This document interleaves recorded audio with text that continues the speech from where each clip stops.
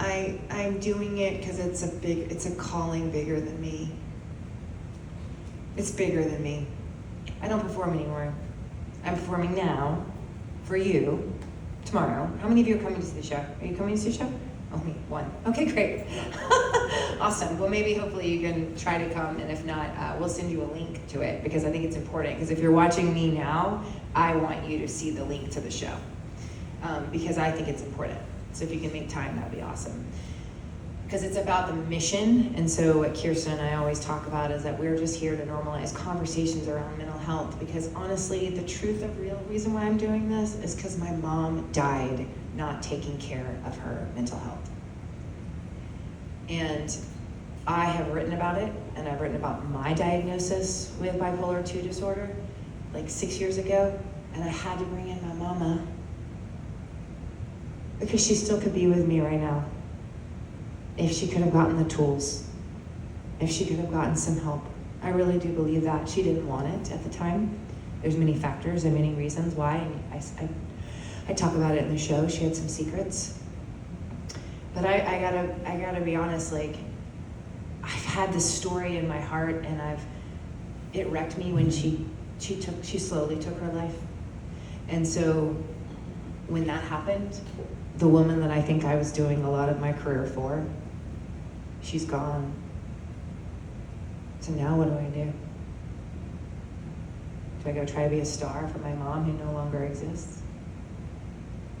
And that's where I thought, I'm gonna write about this. I have to write about it, And I was writing a book, a memoir, and that's how Kirsten comes into my life. I was an educator, and she's been a part of my life, watching me as an educator and funding Broadway Arts Community, BIPOC scholarships, just invested in who I am as a educator and as a human. And I opened up to her one night and said, I'm embarrassed and I'm nervous to tell you that I have bipolar 2 disorder.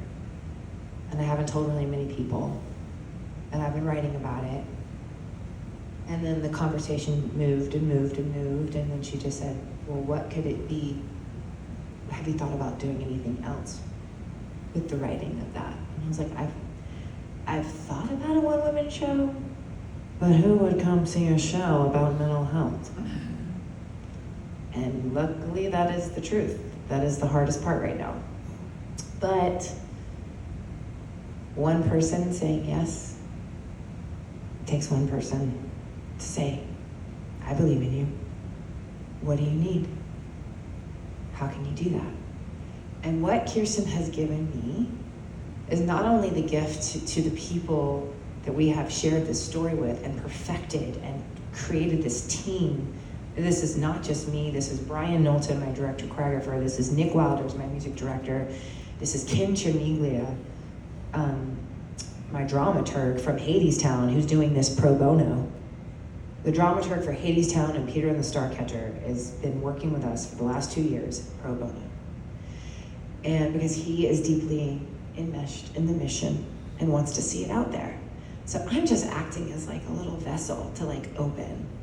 It's an opener. So because when I open up my story, maybe it will help anyone watching to look into their own and be a detective in their own life, or be more compassionate or empathetic towards others in your own life.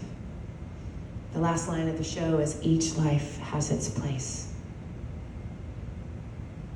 And we really believe that.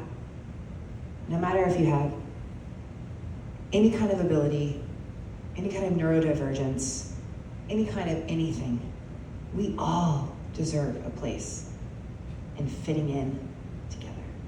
So that's why I'm doing it. I think that, and so it's bigger than me. Is it taxing? Yeah, some shows I'm like, got this, and some shows it's hard to get through, you know? We'll see what happens tomorrow night, but I think my mom's super proud. I think she's okay with me doing it. I've been getting some signs, so I feel like it's my give back show.